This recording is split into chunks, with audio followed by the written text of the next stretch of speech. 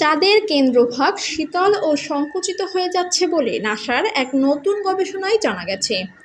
আমেরিকার এই মহাকাশ গবেষণা প্রতিষ্ঠান বলছে, চাঁদের কোর সংকুচিত হওয়ার কারণে চন্দ্রপৃষ্ঠে ভাঁজ সৃষ্টি হচ্ছে, ফলে চাঁদে ভূকম্পন ও ভূমিধস বেড়ে গেছে।